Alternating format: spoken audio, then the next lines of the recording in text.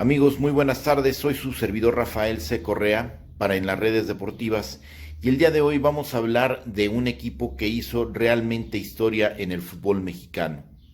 Me refiero al equipo Morelia, el cual desafortunadamente por intereses económicos obviamente de sus dueños, pues está desapareciendo. Está desapareciendo de la ciudad donde él jugaba, que era la ciudad de Morelia, la capital del estado michoacano. Estoy hablando de un equipo que desaparece para sus aficionados, para la afición que llenaba ese estadio, que quería o que amaba incluso al equipo de fútbol Morelia. Les quitan este equipo, el día de hoy es 5 de junio del 2020, el día de ayer obviamente fue día 4 y un 4 de junio, pero de 1950, fue creado precisamente el patronato pro equipo que daría origen al Morelia. Este patronato fue originado o fue creado precisamente por Eucario Gómez, que en los años 50 era un gran empresario, una persona pues con muchísimos recursos, y él era dueño de un equipo que se llamaba el Oro. Este equipo Oro jugaba dentro del estado de Guanajuato. Se lo llevó a Morelia, esa ciudad encantadora, preciosa, y ahí fue precisamente donde se originó la historia del Morelia en base a este equipo, el Oro. Recordemos 4 de junio de 1950, ayer 4 de junio del 2020, este equipo Morelia cumple 70 años, y digo cumple porque hasta el día de hoy sigue existiendo, aunque ya con pocos días de vida, precisamente por estos intereses del dueño del equipo que lo lleva a otra ciudad, en específico a la ciudad de Mazatlán. Pero bueno, dentro de las historias que tiene el equipo Morelia, vamos a hablar de una en específico, don Carlos Milok. Don Carlos Milok, jugador uruguayo, llegó para el Morelia en 1956. La historia de Carlos Milok pues data obviamente de que desde un inicio fue un gran jugador de fútbol, un gran goleador. Él jugó en el equipo Danubio, después se fue a Colombia donde jugaba su hermano. Allá rompieron redes, los dos eran metralleta dentro de la cancha de fútbol, y allá en Colombia conoció a un entrenador de apellido Santamaría. Este entrenador pues le ofreció precisamente el venirse a jugar a México, o bien le daba otra alternativa, que irse a jugar al fútbol italiano. ¿Por qué Italia? La mamá de don Carlos Milok era más bien no era de descendencia, sino era italiana. Sin embargo, don Carlos Milok para ese entonces ya estaba pues casado, y realmente en Sudamérica se veía todo lo que se vivía en México, es decir, las corridas de toros, conocían a don Mario Moreno Cantinflas, doña Félix, María Félix, es decir, todo el glamour que existía dentro de nuestro país. Se conocía a través incluso de las mismas películas, ya que era la época del cine de oro en México. Entonces, toda esta forma de vida llegaba a Sudamérica, y por supuesto que para los sudamericanos era de interés el poder conocer esa vida, y si aparte de conocerla, la podían vivir, la podían disfrutar en carne propia, pues qué mejor. Esto fue lo que originó que la esposa de Carlos Milok y el mismo Carlos Milok decidieran venir hacia México. De estas dos opciones que tenía don Carlos Milok, de irse a Italia o a México, decidieron venirse a México. Ya estando aquí en México, obviamente llegaron a la ciudad de Morelia, una ciudad hermosa. De inmediato se enamoraron de la ciudad, y pues fueron bien cobijados por la gente de esta misma ciudad. Sin embargo, cuando llegó Carlos Milok, no tuvo el resultado inmediato que todo mundo esperaba. Es decir, don Carlos Milok era un goleador en todos los equipos que estuvo. La historia, el antecedente que traía Carlos Milok era impresionante en cuanto al goleo, pero llega aquí al Morelia en 1956 y Desafortunadamente, la pólvora llega mojada. Carlos Milok no anotaba goles. Empezó a tener problemas con la directiva, los dueños del equipo en ese momento del Morelia, a tal grado que los dueños dijeron: si no anota goles Carlos Milok, le vamos a tener que bajar el sueldo. Esto se hizo todo una noticia dentro de el estado de Michoacán, dentro de la capital Morelia, fue toda una noticia y salió en la radio. En aquel entonces había precisamente un locutor llamado Augusto Caire. Él en Morelia a través de la radio dio la noticia y bueno, pues los radioescuchas se conmocionaron a tal grado que esta noticia llegó o la escuchó también don Joel Ramírez. Él era una persona adinerada en aquel entonces dentro del estado de Michoacán. De inmediato cogió el teléfono y llamó a la estación y en viva voz y en vivo dijo: señores, yo estoy dispuesto a pagar la diferencia del sueldo que se le deje de pagar a Carlos Milok con la finalidad de que continúe en el equipo. Por supuesto, Carlos Milok conoció a don Joel Ramírez y a su esposa Carmen. En esa misma semana cenaron y esa amistad que inició ese día por una llamada telefónica y después por la cena que tuvieron precisamente ya las dos parejas, pues continuó para toda la vida, a tal grado que don Joel Ramírez y la señora Carmen fueron los padrinos de bautizo de la hija de don Carlos Milok, de quien estoy o por quien estoy haciendo esta referencia o esta breve historia. Don Carlos Milok se enamoró tanto de Morelia, muchísimo. Fue la ciudad de sus sueños, fue la ciudad que quedó dentro de su corazón. Al terminar la historia de don Carlos Milok en el Morelia, él se fue al Irapuato, pero con el nombre del Morelia, tanto de la ciudad como del equipo, tatuados en el corazón. Al llegar a Irapuato, este equipo tenía una gira por Japón, pero su esposa, la esposa de don Carlos Milok, ya estaba embarazada. Don Carlos Milok escuchó en Japón que los saludos o el saludo era sayonara, y por otro lado tenía precisamente en el corazón el nombre del Morelia, a tal grado que pidió don Carlos Milok que su hija se llamara Sayonara Morelia. Sayonara por esa gira que tuvo que hacer dejar a su esposa sola en Morelia, y Morelia porque siempre tuvo en el corazón tatuado los nombres de tanto de la ciudad como del equipo. Pues así fue como bautizaron a la hija de Carlos Milok. Sin embargo, al llegar a la iglesia, al preguntarles el padre cómo se iba a llamar su hija y decir el nombre de Sayonara Morelia, por supuesto, eran los años 50, finales de los años 50, principios de los años 60, el padre dijo: no, este no es ningún nombre católico, no le podemos poner así. Pero la esposa de Carlos Milok, una dama inteligente, dijo: padre, el nombre de mi hija va a ser Sayonara Morelia Carmen Cecilia. El padre entonces accedió y afortunadamente al día de hoy Sayonara Morelia Carmen Cecilia Milok puede dar testimonio de esta historia y sobre todo, lo más importante, del amor que don Carlos Milok siempre le tuvo tanto al equipo de Morelia, porque fue a donde llegó a triunfar aquí en México, como a la ciudad de origen de este equipo, que es una ciudad preciosa, capital de Michoacán. Gracias, amigos, y pues quedamos pendientes para la próxima. Cuídense, por favor.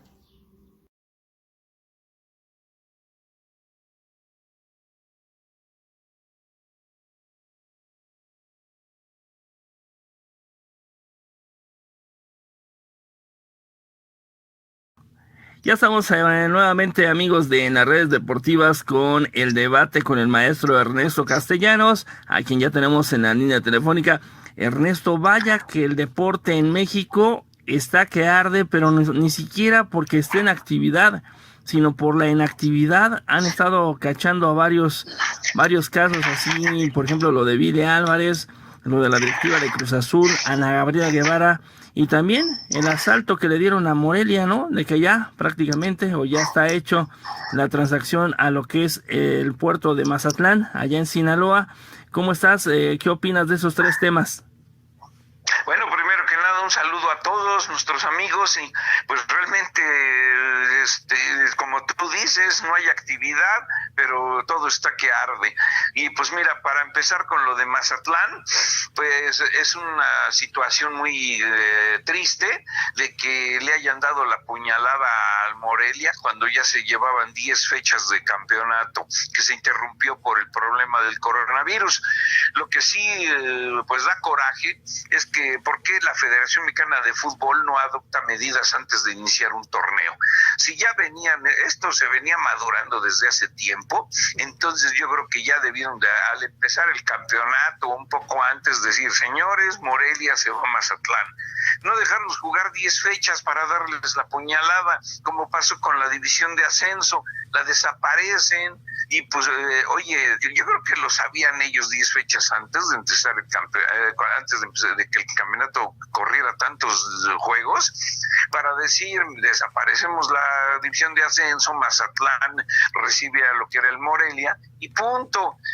Sería menos ridículo que estar de repente, es como ahorita te dijeras qué bomba sería que dijeran, señores, hemos decidido que desaparece la América, o que las Chivas, o que desaparece el Toluca. Oye, el Morelia también tiene un lugar, ha sido campeón del fútbol mexicano, la gente iba al estadio, pero pues aquí han prevalecido los intereses económicos.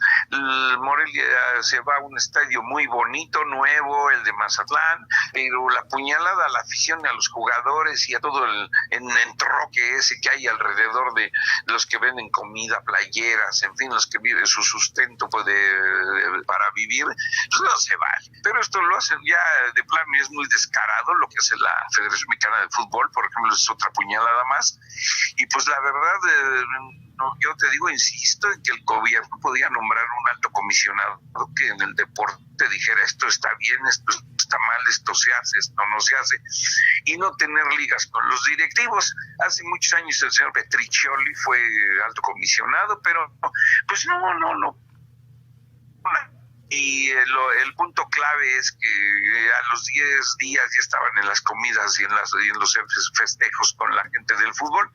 Y un comisionado como usted en el béisbol de Estados Unidos no tiene ningún nexo con el deporte, ni asiste a estadios, Oye, Ernesto, ni está en la fotito, ni con la gente. Oye, Ernesto, pero si nos vamos, por ejemplo, si nos vamos a esto, por ejemplo, lo que pasa en el fútbol mexicano, Ernesto, pero también igual a nivel de la Comisión Nacional del Deporte, pues si vemos, por ejemplo, este tipo de puñaladas que yo siento que todos esos casos que me acabas de comentar son víctimas todavía del coronavirus en ese sentido. Morelia, la división de ascenso, las mujeres del Morelia que también igual ni siquiera les han avisado si están tomadas en cuenta o no para irse a Mazatlán, en fin, pero lo que está sucediendo con Ana Gabriela Guevara, ahora sí que sustentada por pues, ¿qué podemos decir? El que dicen que es presidente de la República, pues sigue haciendo de las suyas y nadie dice, oye, eres culpable, ¿eh? Es una cosa terrible. Mira, Ana Gabriela Guevara como deportista la admiramos. Yo voy a tratarla una que otra vez para entrevistas, para el periódico, para el Esto, en fin, cuando cubriendo el tema amateur. Y se me hizo una persona extraordinaria, su razonamiento, era una mujer inteligente y todo, pero ahora se le ha venido una cascada de demandas y acusaciones de que, por ejemplo, él cede un contrato a alguna empresa para las comidas que se dan en la CONADE, en el centro de alto rendimiento de ahí por la deportiva y de otros lugares, y resulta que les dice, bueno, aquí está tu contrato, tú lo vas a trabajar, pero por acá me da 150,000 pesos para el chesco y no hay nada, no hay problema. Y así son varias acusaciones de que hay una chica a la cual Ana le ha designado un sueldo de 35,000 pesos mensuales y a los atletas les han bajado la cuota, la beca a cantidades ridículas. Entonces yo no sé, y todo llegó ya incluso hasta oídos del presidente de la Nación, y el cual dijo que no, que eran acusaciones políticas, de que ella es una gran persona, y la disculpó, pero yo creo que esto no es con el presidente, esto es con los tribunales, con juzgados imparciales, que quién sabe si haya, porque siempre vemos broncas muy raras desde hace siglos, pero pues de que se le sentara en el banquillo y de que se soltaran las pruebas. Si es inocente, qué bueno, y si no, pues pasa igual que lo de Billy Álvarez, el directivo de jefe máximo de Cruz Azul. Aquí la cosa está que arde porque lo están acusando a Billy de tener propiedades muy costosas en Estados Unidos y en otros lados, de tener unas sumas enormes en paraísos fiscales, y pues lo tienen contra las cuerdas, y creo que Billy sí no goza con el respaldo de las autoridades del país, y pues puede ir hasta la cárcel. Mira, yo no digo que sea culpable o que sea inocente, eso lo tiene que demostrar imparcialmente un juez, y pues a ver qué sucede, pero aquí en el fondo lo que más nos interesa ¿es cierto que desaparece Cruz Azul o no desaparece? Porque también está en la cuerda floja, porque las autoridades han dicho, si se comprueba que es dinero mal habido, Cruz Azul ya no puede recibir dinero porque es dinero del crimen organizado. Ah, caray, y tu pobre Cruz Azul, ¿no? Cuando por fin después de 22 años se enfilaba una corona, pues resulta que puede hasta salir del fútbol nacional, un equipo que tiene tanta afición, tanta historia, prosapia, pero pues primero están las leyes y primero está la legalidad, ¿no? Claro. Como tú dices, el deporte está que arde. Tenemos el caso de Billy, el caso de Mazatlán, el caso de Anita. Pues en fin, nosotros estamos sentados esperando a ver cómo van los acontecimientos y protegiéndonos porque la situación en la cosa sanitaria está que arde. La gente está muriendo como moscas y pues veo que en el pueblo no toma en serio esto. Dicen que es una mentira. Los mercados otra vez, los tianguis llenos, nadie se cubre y al rato los hospitales están llenos y los crematorios, y eso es una cosa terrible, es una cosa espantosa, pero pues bueno, no nos queda más que estar cuidándonos, cuidar nuestra familia, los nuestros, no cometer tonterías de repente ir a un lugar donde hay una multitud, incluso ni siquiera hacer eventos familiares, porque nadie sabe quién puede llevar el contagio. Pero pues la situación está que arde, Carlitos, y pues vamos a ver qué sucede. Exactamente. Pues gracias, Ernesto. Obviamente que es tus palabras son ley aquí en lo que es en las redes deportivas. Vamos a, como tú dices, a esperar acontecimientos, y te agradezco y nos escuchamos el próximo lunes. Órale, Carlitos, estamos en contacto. Un saludo a todos nuestros amigos y estamos en contacto. Muchas gracias. Y ya viste lo que dijo Osorio, ¿no? Que los jugadores se echaron para atrás para el partido de Brasil, que les faltaron casi un par de no sé qué, pero bueno, a final de cuentas se lava las manitas.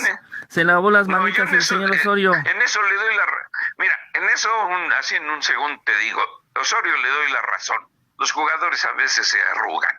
Yo los vi contra Brasil. ¿Qué te parece si nos aventamos un round sobre eso el próximo lunes, tú y yo? A ver. Órale, está bien, porque vas a terminar aceptando que Osorio debía de haber sido el Perfecto. De Chivas. Yo creo que el clamor social y lo de los medios lo apoyarían. Gracias, Ernesto.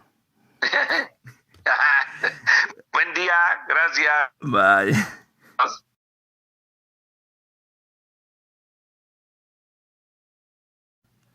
Sí, Carlitos, hola, buenas tardes, amigos de Carlitos en las redes. Aquí estamos saludándolos y efectivamente estamos hablando del 80-81, temporada 80-81, pero te recuerdo que no eran Monarcas, en ese tiempo eran los Ates del Morelia, los Ates del Morelia que jugaban en el Estadio Olímpico Venustiano Carranza de la ciudad de Morelia, y efectivamente jugaron la final de ascenso contra Tapatío, quien era filial de Guadalajara en ese tiempo, y como sede tenían la ciudad de Uruapan, Michoacán. Obviamente todos estaban volcados hacia Morelia, aunque Tapatío era el local en Uruapan. A fin de cuentas, Morelia, los Ates del Morelia eran los que brillaban y los que hacían la fuerza para poder ascender en ese tiempo, dirigidos por el excelente entrenador y mejor persona, Diego Malta, no sé si lo recuerdes, Carlitos. Sí, sí, sí, lo recuerdo. Y Jorge, después de haber vivido esa etapa, bueno, ese partido, platícanos cómo fue el ambiente. La gente, ya lo comentabas, tú estaba volcado hacia este equipo. Nada más 50 años, imagínate, 50 años de historia este conjunto. Y bueno, tú te imaginabas que después de ese ascenso llegaría a ser campeón y llegaría a ser uno de los equipos, si no insignias, sí protagonistas, ¿no? De lo que era el torneo, de los equipos que jugaban atractivo, que siempre buscaban el arco rival, y así, aunque los golearan, también ellos goleaban, en fin, un equipo de Monarcas Morelia que siempre dio la pelea, ¿no? En el fútbol mexicano. Sí, mira, vamos a regresar un poquito en el tiempo y te voy a contar lo que pasó en aquella vez. El primer partido se jugó en Uruapan y recuerdo, yo estaba muy joven aún, pero recuerdo que hubo un problema muy fuerte porque se cayó una de las tribunas, una de las cabeceras, no recuerdo exactamente bien, pero se cayó porque el estadio era para cierta cantidad de público, improvisaron unas tribunas de madera y el resultado fue muy triste y muy feo, no me acuerdo cuánta gente estuvo accidentado, todo ese rollo, porque se derrumbó la parte de la cabecera, que era una estructura de madera, que fue sobrepuesta solamente para el partido de la final. Después se viene la final absoluta en el estadio Venustiano Carranza, donde asciende Morelia, con gol de aquel excelente jugador de perfil zurdo, Horacio Rocha, también de la gente privilegiada del barrio de Tepito, lo recuerdo muy bien, un zurdo muy alegre, muy dicharachero, excelente jugador que cobró el penalti que hace ascender a Morelia. Efectivamente, Morelia con el tiempo se hizo un equipo serio. Yo te diría que era un equipo que dejaba la camiseta en la cancha, a pesar del cambio que tuvo, la transformación que hubo, porque si tú recuerdas, era dirigido por Nicandro Ortiz y después se fue hacia la televisora de la Jusco. Entonces todo eso fue parte de la historia de Morelia, pero en lo deportivo siempre fue un equipo serio. Yo diría que es un equipo serio, equipo que de repente tuvo unas pinceladas aquí en la Ciudad de México ganándole al América, haciendo muy buenos partidos aquí en la capital de la República. Y sí, efectivamente yo digo que era un equipo serio y un equipo que jugaba, era alegre. Y obviamente siempre la ciudad de Morelia, Michoacán, fue una sede muy importante, muy futbolera, y donde la gente disfrutaba durante el día, y hablo de todo el día, el fútbol, el ambiente, y pues después los festejos y a veces hasta las derrotas, ¿no? Exactamente. Jorge, y ahora que te enteraste de su desaparición y de que se lo llevan, no el equipo, no el nombre ni siquiera, sino solamente la franquicia a Mazatlán, tú que lo seguiste, que fuiste a esos partidos, que viviste finales, que jugaste, que viviste juegos de Libertadores, incluso, me imagino, ¿qué sentiste como reportero gráfico que eres profesional? ¿Qué sentiste al enterarte de esta noticia? Mira, todos estamos pensando que el fútbol está evolucionando y no tiene nada de malo. Digo, así pasó porque si recordemos, Santos cuando inició era un equipo filial de acá del IMSS, de Tlaxcala, se fue a Torreón y progresó. De repente ha habido movimientos en el fútbol que unos resultan y otros no, pero vamos a pensar que de repente el mover a un equipo, si fuera Morelia como tal, te la creo, pero estamos viendo un nuevo equipo de Mazatlán con otra perspectiva, con otro perfil, que yo creo que va a ser difícil y yo siento que le va a costar trabajo al equipo, porque estamos hablando de tierra beisbolera. Morelia se decía que era una plaza futbolera. Morelia es un equipo que vive y disfruta y sueña el fútbol. Sin embargo, Mazatlán no. En Mazatlán es un equipo, es un estado y una ciudad donde se juega mucho béisbol. Pues ya ves, recordemos que así inició Dorados en Culiacán, y la verdad la gente no le tomaba mucho afecto porque son tierras beisboleras. Es una empresa muy importante, muy interesante, pero sí es parte del cambio en el fútbol, parte que puede provocar más afición, más movimiento, diferentes situaciones, pero pues obviamente dejar una plaza tan importante como Morelia sin fútbol de primera división es difícil, así que lo que pasó con Veracruz, ¿no? Son plazas que son futboleras y el huracán, el ambiente, la emoción, o sea, todo el entorno y todo lo que disfrutas si se vive del fútbol. Oye, pero bueno, está bien, sí, estoy viendo que son cuestiones de los empresarios en este caso, pero en cuanto al público, se queda la ciudad de Morelia sin fútbol y sin su equipo, ¿no? Sin su emblema en cuanto al balompié nacional. ¿Se te hizo justo eso para la gente? ¿O es una cuestión, como tú dices, de la actualidad y que, ¿sabes qué? Te adaptas o feneces, ¿no? En este caso, ¿no? Yo creo que es muy difícil por el lado de, vamos, por ejemplo, de Veracruz. Tú veías a un Veracruz que no ganaba, no le ganaba a nadie, perdía, la afición y la gente se cansa. Aquí fue un tema muy diferente. Morelia venía de hacer un buen papel, un equipo con un buen nivel futbolístico. Entonces, de repente, quitar el fútbol en esa situación ha haber sido difícil. Por algo también se presenta la situación, no es fácil tampoco, También desplazarse habla de que todos los mismos jugadores o la mayoría del equipo va a permanecer en el club, pero vamos a pensar que de repente te quitan algo cuando pues tenías aspiraciones a ser campeón, tenías un equipo ganador, tenías equipo con buenos jugadores y han hecho cosas importantes y de repente se van de la plaza futbolera. Yo creo que es difícil para la gente, la gente que se lleva el equipo pues se lo lleva por algo, pero también yo creo que viendo cómo está la situación en el país y era de lo rescatable de esa zona del país, de la diversión, el fútbol, de tratar de olvidarse de los problemas extra fútbol, pues va a ser un momento difícil. Vamos a ver cómo se toma el tema de fútbol en la ciudad, en la entidad, y a ver si con los equipos nuevos que vienen, lo que se pueda lograr de un equipo, bueno, ya no hay ascenso, vamos a ver cómo lo toma la gente, porque pues realmente era una situación, ¿qué te puedo decir?, importante en cuestión de atracción y diversión de lo que tiene la ciudad. Exactamente.